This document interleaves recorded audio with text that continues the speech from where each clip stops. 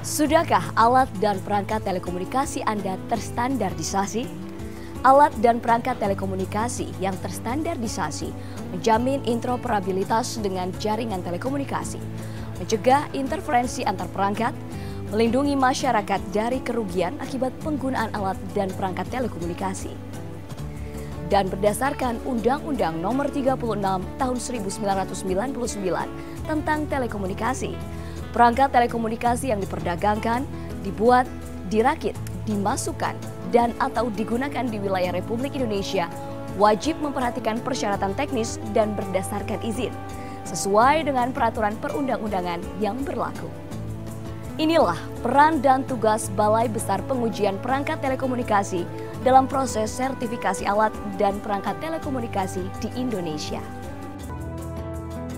Balai Besar Pengujian Perangkat Telekomunikasi atau BBPPT berdiri pada tanggal 17 Mei 1999. Mempunyai tugas pokok melaksanakan pengujian perangkat telekomunikasi dan kalibrasi alat ukur. Keberadaan BBPPT ke depan semakin penting dan strategis seiring dengan kemajuan teknologi telekomunikasi yang berkembang di Indonesia. Upaya peningkatan terus dilakukan dan saat ini BBPPT telah mendapatkan sertifikat ISO 17025 dari Komite Akreditasi Nasional sejak tahun 2001. Balai Besar Pengujian Perangkat Telekomunikasi memiliki beberapa laboratorium, yakni Laboratorium Radio, Laboratorium Non-Radio, Laboratorium Seluler, Laboratorium Broadcast, Laboratorium IMC, dan Laboratorium Kalibrasi. Pengujian perangkat telekomunikasi mengacu pada regulasi spesifikasi teknis Kementerian Komunikasi dan Informatika, Standar Nasional Indonesia atau SNI dan standar internasional seperti European Telecommunication Standard Institute, Radio Regulation, International Electronical Commission, dan International Telecommunication Union yang telah disetujui oleh Direktorat Standarisasi Perangkat Pos dan Informatika SDPPI Kemkominfo. Dengan adanya pengujian ini, maka diharapkan akan mampu melindungi dan menjaga kualitas perangkat telekomunikasi, serta menjamin bahwa perangkat telekomunikasi yang beredar di Indonesia benar-benar sesuai dengan persyaratan teknis. Saat ini, proses pendaftaran dan pengunggahan dokumen sudah dilakukan secara online. Demikian pula sistem pembayarannya sudah host-to-host. Pemohon dapat mendaftar melalui tautan. Berikutnya, pemohon dipersilakan membawa alat dan perangkat ke BBPPT setelah melalui proses verifikasi dokumen dan fungsi. Laporan hasil uji di BBPPT diterbitkan dalam bentuk soft copy dalam rangka mendukung kelestarian lingkungan.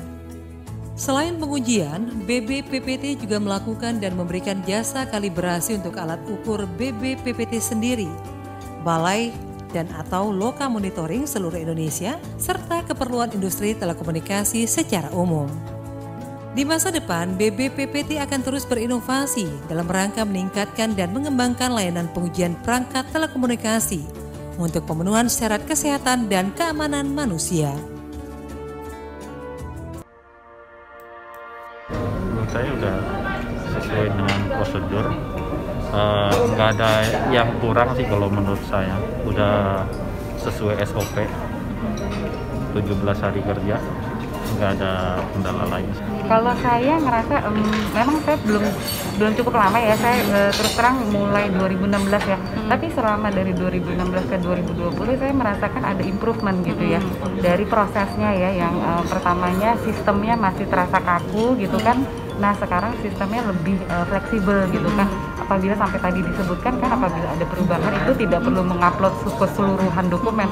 Karena saya ingat banget kalau dulu tuh harus diupload semuanya gitu kan. Nah itu dari sisi proses itu jelas terlihat banget ininya improvementnya. Terakhir aja saran untuk BBPT ke depannya? Ya untuk kedepannya sih semoga diperbarui lagi, yang terutama kuota sih Mbak, ditambahin nggak cuma 30 karena kita bersaing dari puluhan perusahaan, kayaknya agak susah kalau cuma 30 kuotanya. Kuota ya? Ya. Oke, terima kasih Mas Andrea. Sama-sama.